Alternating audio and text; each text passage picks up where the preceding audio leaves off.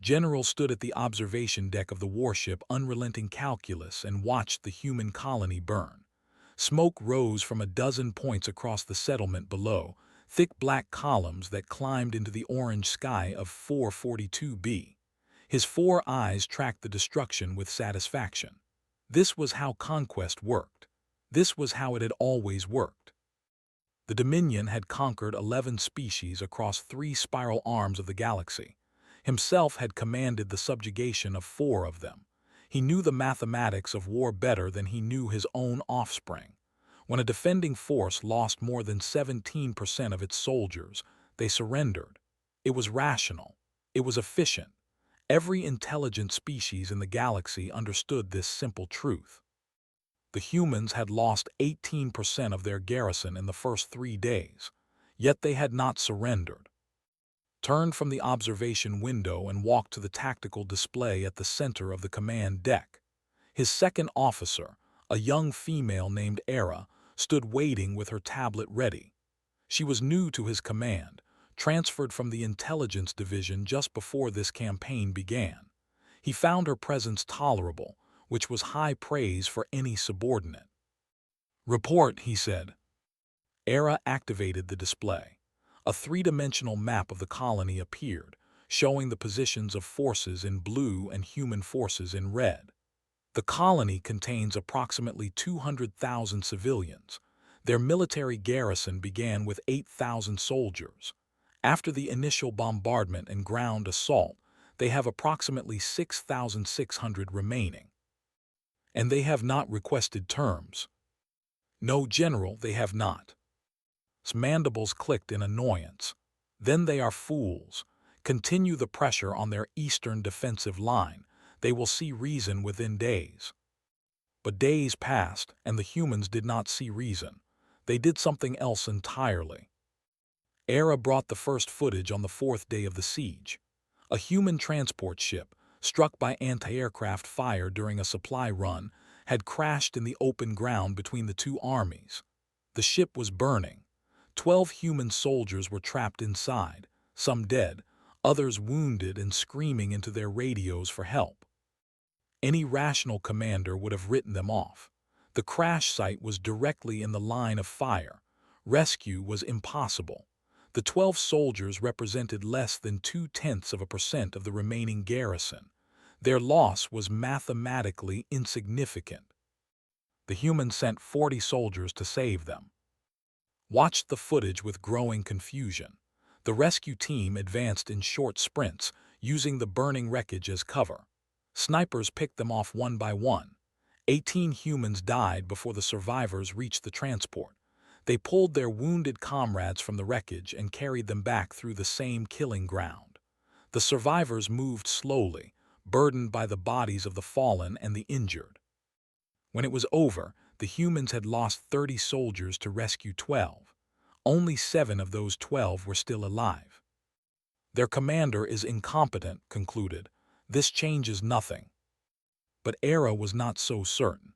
She began keeping records. She called her file the Irrational Calculus. 3 weeks later, an ambush trapped a human reconnaissance squad in a collapsed mining tunnel. The squad consisted of 11 soldiers. Standard tactical doctrine would require writing them off. The tunnel was unstable. Forces had established firing positions at every approach. The cost of rescue would far exceed the value of 11 soldiers. The humans did not follow standard tactical doctrine. They diverted 2 full companies to the rescue operation. Nearly 400 soldiers spent 9 hours digging through rubble while snipers killed them from elevated positions. The humans set up shields. They destroyed the shields. The humans brought more shields. When soldiers fell, other soldiers took their places. When the digging teams grew tired, fresh teams rotated in. 67 humans died. 11 soldiers were pulled from the rubble. Only 8 of them were still breathing. Era added the footage to her file. She was beginning to see a pattern, but she did not yet understand what it meant. The siege continued through the long days and cold nights of 442b. The forces controlled the sky. They controlled the supply lines. They had numerical superiority and technological advantage. Every calculation said the humans should surrender. Every projection showed their defeat was inevitable. The humans fought anyway, ordered a major assault on the northern defensive line during the second month. His forces broke through at 3 points. Human soldiers fell by the hundreds. Victory seemed certain.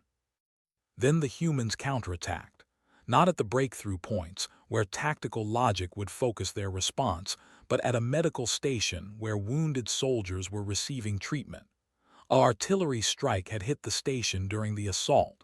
Injured humans were trapped in the burning building. The human counterattack was not designed to recapture lost territory. It was designed to reach the medical station.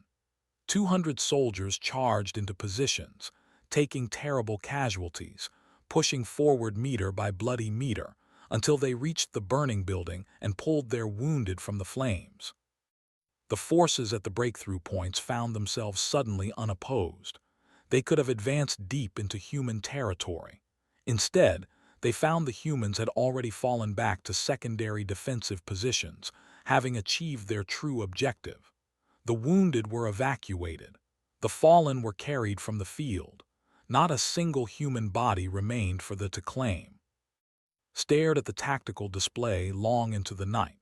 The numbers made no sense. The humans had sacrificed advantageous defensive positions for the sake of soldiers who might already be dead. They had taken 300 casualties to save 50 wounded. They had given up ground they could never reclaim. Why? He asked the empty command deck. Era found him there the next morning, still staring at the same display. "General," she said carefully, "I believe I have identified a pattern in human behavior." "Show me." She activated her file. Dozens of incidents appeared on the display, each one a variation of the same theme. Rescue operations that cost more lives than they saved. Soldiers exposing themselves to fire to drag wounded comrades to safety. Medics running into bombardment zones to treat the fallen. Again and again, the humans showed the same incomprehensible priorities. "They do not calculate value the same way we do," Era said. "When a soldier falls, they do not assess whether rescue is tactically advantageous. They simply come for them." "That is irrational." "Yes, General, it is. And yet their forces continue to fight with a ferocity we have not encountered before. Our casualties are higher than projected. Our timeline for conquest has extended by months." "Consider this. You believe there is a connection." "I believe their soldiers fight harder because they know they will not be abandoned. The certainty of rescue is itself a form of strength." Dismissed her with a wave of his upper arm. "Superstition, they will break, all species break." Era returned to her quarters and continued adding to her file. She had begun researching human history, pulling records from captured databases and intercepted communications. What she found there kept her awake through the long nights. The humans had been doing this for as long as they had been fighting wars. She found accounts of ancient battles where soldiers had died carrying wounded friends from the battlefield. She found records of rescue operations so costly they should never have been attempted, yet were attempted anyway. She found a phrase that appeared again and again across centuries of human history, in dozens of languages, in countless conflicts. "Leave no one behind." It was not a tactical doctrine. It was something deeper, something they had never encountered in any of the species they had conquered, something that made no sense by any mathematics Era had ever learned. The siege of 442B entered its third month. The humans had lost 40% of their garrison. By every rational standard, they should have surrendered long ago. They had not surrendered. They would not surrender, and Era was beginning to understand why. She did not yet realize that understanding would change everything. The siege had lasted 6 months when General did something he had never done in 40 years of conquest. He requested reinforcements. The message he sent to High Command was carefully worded to preserve his reputation. He described the humans as unexpectedly resilient. He noted that the colony's defensive positions were more sophisticated than initial intelligence had suggested. He explained that additional forces would accelerate the timeline for victory. He did not mention the dreams. For the past 3 weeks had been dreaming of a human soldier he had never met. The soldier was wounded, lying in the dust of some forgotten battlefield, and other humans were coming for him. They ran through fire. They fell and died, and others took their places. They kept coming. No matter how many died, they kept coming. He woke from these dreams with his heart racing, and his mandibles clicking in patterns he could not control. The reinforcements arrived on the 7th month, 10,000 fresh soldiers, eager for glory, certain of quick victory. They had heard stories of the campaign's difficulties, but they did not believe them. The humans were primitives. How hard could they be to break? Within 2 weeks, the new troops were as frightened as the veterans. It happened at the Battle of Ridge 17, a minor engagement for a strategically worthless hill. An assault team had captured 14 human soldiers and was bringing them back to base for interrogation. The prisoners were wounded, exhausted, clearly defeated. Then the humans came. They emerged from the tree line without warning, hundreds of soldiers charging across open ground into overlapping fields of fire. The defenders cut them down by the dozens, but more kept coming. The captured prisoners saw their rescuers dying and began to shout, not warnings to retreat, but encouragement to advance. "Come on, keep coming. We are here." The assault team was overwhelmed. The prisoners were freed. The humans retreated into the forest, carrying their wounded and their dead, leaving nothing behind but blood and shell casings. Studied the after-action reports for hours. The humans had lost 203 soldiers to rescue 14 prisoners. Some of the rescuers had been soldiers from other units, volunteers who had joined the operation without orders, simply because their fellow humans needed them. He summoned Era to his quarters. "Tell me about your file," he said. Era had been waiting for this moment for months. She activated her tablet and began to show him what she had learned. The human concept was called unit cohesion, but that term did not capture its true nature. Other species had unit cohesion. Other species trained their soldiers to fight together, to trust each other, to follow orders. But the humans had something more. They had a bond that transcended tactical calculation. Every human soldier knew with absolute certainty that if they fell in battle, their comrades would come for them. Not because regulations required it, not because commanders ordered it, because that was who they were. It was woven into their identity as a species. Era showed him historical records spanning thousands of years. A conflict called the Trojan War, where warriors had fought and died over the bodies of fallen friends. A battle called Thermopylae, where soldiers had held an impossible position because retreat would mean abandoning the dead. A war called Vietnam, where humans had flown helicopters into certain death, again and again, to rescue soldiers they had never met. "They have a saying," Era said, "leave no one behind." It appears in every human military tradition we have studied. It is not merely a policy, it is a religion. Was silent for a long time. "You believe this is why they have not surrendered," he said finally. "I believe each human soldier fights with the strength of knowing they are not alone. They are not afraid of death because they know their sacrifice will be honored. Their bodies will be carried home. Their names will be remembered. They are fighting not only for the colony but for each other." "And you believe we cannot defeat this?" Era hesitated.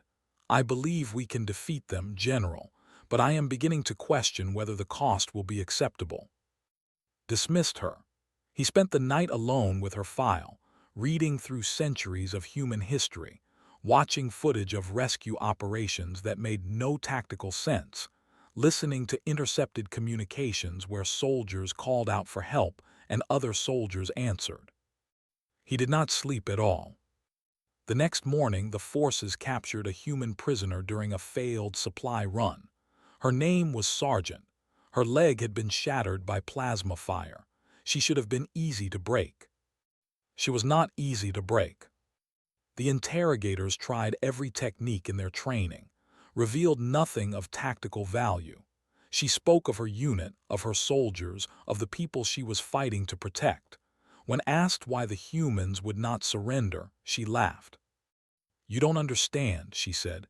"You can't understand. Every one of us knows that if we fall, they're coming for us. Not because command orders it, because that's who we are. You want to know why we're still fighting, because we know we're not alone. Ever." Watched the interrogation footage 3 times. The third time he noticed something in his eyes. It was not defiance. It was not hatred. It was something he had never seen in a prisoner before. It was peace. She knew she would be rescued or she would die. Either way, she knew her people would come for her. She had no doubt, no fear. She was alone in an enemy prison, wounded and helpless, and she was not afraid. Began to understand what they were truly fighting against. He requested a second wave of reinforcements. High command his request. Resources were needed elsewhere.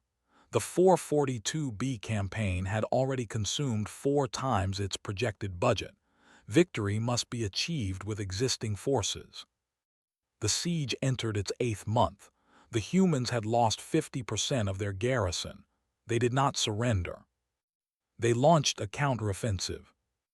It was madness by any tactical standard. The humans were outnumbered and surrounded. They should have been conserving their forces, digging in, preparing for a prolonged defense. Instead, they attacked. The counteroffensive was not aimed at the command structure or supply lines. It was aimed at a prisoner detention facility on the eastern edge of the colony. 43 human prisoners were held there, captured over 8 months of fighting. The humans came for them. The assault lasted 3 days. The defenders fought with everything they had. Reinforcements were called in from across the theater. The battle became the largest engagement of the entire campaign. When it was over, the detention facility was in human hands. All 43 prisoners had been recovered. 31 of them were still alive. The humans had lost over 800 soldiers in the assault. Era calculated the mathematics in her quarters that night. 800 dead to rescue 31 prisoners, a ratio of more than 25 to 1.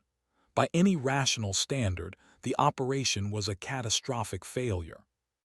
But she had stopped calculating by rational standards long ago. She looked at the footage of the liberated prisoners being carried to safety. She saw the faces of the soldiers who had come for them. She saw something in those faces that no mathematics could capture. She saw what it meant to be human. The siege of 442B entered its 14th month on a cold morning in the colony's short autumn. General stood at the observation deck of the unrelenting calculus and watched the sun rise over a battlefield that had consumed his career. He had committed 4 times the forces originally allocated to the campaign. He had lost more soldiers than in his last 3 conquests combined. His reputation in high command was in ruins. Other generals whispered about his failure, about how he had been broken by a species that should have surrendered in the first week. They did not understand. None of them understood. The humans had not broken him. They had shown him something he could not unsee. Era entered the observation deck without announcement. She had stopped waiting for permission months ago. The general never reprimanded her. They had developed an understanding that transcended rank. "The council convenes in 1 hour," she said. Nodded. He had called the meeting himself, summoning all 7 senior generals overseeing the campaign. It was time to make a decision. "What will you recommend?" Era asked. "I do not know yet." They stood in silence, watching the sun climb higher over the landscape below. Smoke still rose from a dozen points across the colony, but the fighting had slowed in recent weeks. Both sides were exhausted. Both sides had given everything they had. But only one side had not broken. The council convened in the main tactical chamber of the command ship. 7 generals sat around the display table, their faces grim, their postures defensive.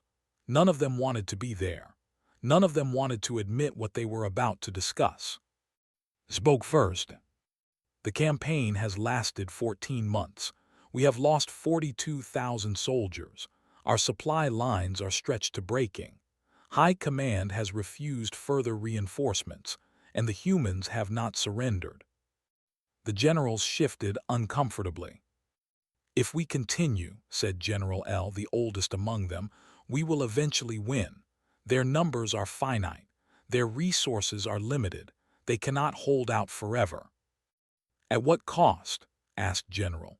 We have already spent more on this single colony than on our last 3 campaigns combined.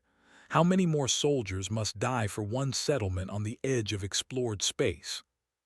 The cost is irrelevant, said General N, the most aggressive of the group. The precedent is everything. If we retreat from these humans, other species will believe they can resist. The Dominion's authority depends on certainty. We must be seen as undefeatable. The generals debated for hours. The arguments circled endlessly. Victory was possible but costly. Retreat was unthinkable but tempting. No one wanted to be the first to say what they were all thinking. Finally, Era spoke. She had been permitted to attend as a tactical advisor, but she had remained silent throughout the debate. Now she stepped forward and activated the tactical display. May I present my analysis, generals? Nodded. Era brought up her file. 14 months of data filled the display. Rescue operations, combat footage, interrogation recordings, historical records, the mathematics of human warfare laid bare for all to see. The Dominion has conquered 11 species, she began. Each of them surrendered when their losses exceeded a certain threshold. They calculated survival. They understood that continuing to fight would only increase their suffering. They made the rational choice. She paused, letting the data scroll across the display. The humans do not calculate survival. They calculate something else. They calculate trust. She showed them the footage of rescue operations. Soldiers running into fire to save their wounded. Medics dying beside the patients they refused to abandon. Companies diverted from tactical objectives to retrieve bodies from the battlefield. Every human soldier knows that if they fall, their comrades will come for them. This knowledge is not a belief. It is a certainty. It is the foundation of their identity. They do not fight for territory or resources. They fight for each other. The generals watched in silence as the footage played. Some of them had seen similar clips before, but they had not understood what they were seeing. Now, through Era's analysis, the pattern became clear. Their losses strengthen them, Era continued. Every soldier we kill becomes a reason for the survivors to fight harder. Every rescue operation proves that the bond between them is real. They are not protecting that colony. They are protecting the idea that no human is ever truly alone. She turned to face the council directly. If we destroy them, their entire species will know that the Dominion killed humans who were coming to save their own.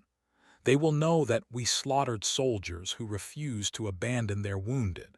They will know that we conquered a people whose only crime was loving each other too much to surrender. She let the words hang in the air. And they will never stop coming for us. The chamber fell silent. The generals stared at the display, at the footage of humans dying for each other, at the mathematics that made no sense by any standard they had ever known. General N spoke first. You are suggesting we surrender to primitives. I am suggesting we recognize what we are fighting, Era said. We have conquered 11 species because they understood that survival matters more than pride. The humans do not believe this. They believe that some things are worth dying for. We can defeat them, General, but we cannot break them. And as long as any of them survive, they will remember what we did here. They will come for us, not for revenge, for each other. General stood. The other generals fell silent, waiting for his decision. He thought of the dreams that had haunted him for months, the wounded soldier in the dust, the humans coming for him through the fire, the certainty in their faces, the peace in their eyes. He thought of, alone in a prison cell, knowing that her people would come for her. He thought of all the species the Dominion had conquered, all the surrenders he had witnessed, all the enemies who had made the rational choice. He thought of the humans, who had looked at the same mathematics and decided the numbers were irrelevant. "Contact their commander," he said. "Inform them that the Dominion wishes to discuss terms." The council erupted in protest. N was on his feet, mandibles clicking in fury. Others shouted about precedent, about reputation, about the consequences of showing weakness. Silence them with a gesture. "We have spent 14 months trying to break these humans. We have failed, not because we lack strength, but because they possess something we do not understand and cannot defeat. I will not spend another 14 months learning the same lesson." He turned to Era. "Arrange the meeting." The human commander arrived at the negotiating table 3 days later. Her name was Colonel Sarah. She walked with a slight limp, a remnant of wounds she had received 7 months earlier.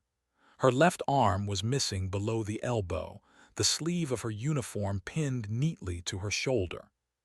Had read the reports, he knew how she had lost that arm. A bombardment had collapsed a bunker on the eastern defensive line. A young private named Thomas Park had been trapped in the rubble, his legs crushed, his radio dead. He should have been written off as a loss. The bunker was too deep to dig out. The bombardment was ongoing. The mathematics were clear. Colonel had led the rescue operation herself. She had dug through the rubble with her bare hands while plasma fire exploded around her. When a falling beam had crushed her arm, she had not retreated. She had continued digging with one hand until they pulled Private Park from the wreckage.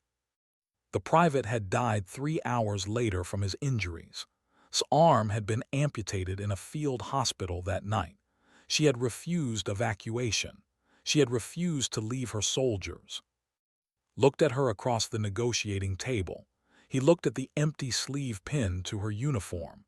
He looked at the scars on her face and the steel in her eyes. He understood, finally, what he had been fighting. Not an army, not a colony, not a species. A family. "General," said. Her voice was calm, almost friendly. "I understand you wish to discuss terms." "I do." He paused, searching for the right words. "I have fought many enemies, Colonel. I have conquered many worlds. I have never encountered a species like yours." "We get that a lot. Your losses have exceeded 60%. Your supplies are nearly exhausted. You have no hope of reinforcement. By any rational calculation, you should have surrendered a year ago." Smiled, it was not a smile of triumph. It was something warmer, something did not have a word for. "We don't calculate the way you do, General." "No, you do not." He leaned forward, his 4 eyes meeting her too. "Tell me, Colonel, if we had continued the siege for another year, would your people have surrendered?" "No." "If we had killed every soldier in your garrison, would the survivors have surrendered?" "No." "What would have made you surrender?" Was quiet for a moment. When she spoke, her voice was soft. "Nothing, General. There is nothing that could have made us surrender, because surrender would mean abandoning the wounded on the battlefield. It would mean leaving our dead unburied. It would mean betraying everything we are." She shook her head. "We would have fought until the last soldier fell, and then the colonists would have fought. And when the last colonist died, they would have died knowing that no one was left behind." Sat back, he understood. He finally understood. "The terms of surrender are simple," he said. "The Dominion withdraws from this system. We recognize human sovereignty over 442b and the surrounding space. We agree to a permanent non-aggression treaty." Raised an eyebrow. "Those are generous terms, General." "They are the only terms that make sense." He glanced at Era, who stood quietly in the corner of the room. You have taught us something, Colonel, something we did not know we needed to learn. Some enemies cannot be conquered. Some bonds cannot be broken. Some species are not fighting for victory. They are fighting for each other. He extended his primary arm across the table. The Dominion surrenders to humanity. May we never face each other in battle again. Took his hand. Her grip was strong despite her missing arm, despite everything she had lost. May we never need to, she said. The treaty was signed within the hour. The forces began their withdrawal the next day. Within a week, the siege of 442B was over. Era remained behind when the others left. She had one final question. Colonel, she said, what happened to Sergeant? Smiled. We got her back 3 months ago. She lost her leg, but she is alive. She is home with her family now. You came for her. We always come for our own. Era nodded. She had no more questions. The fleet departed from 442B on a clear morning, the sun shining on a world that had refused to fall. General stood at the observation deck of the unrelenting calculus, watching the colony shrink into the distance. He thought about the reports he would have to file, the explanations he would have to give, the shame he would carry for the rest of his career. But he also thought about what he had learned, about the humans and their strange, irrational, beautiful way of war, about the bonds that could not be broken and the soldiers who would not be abandoned.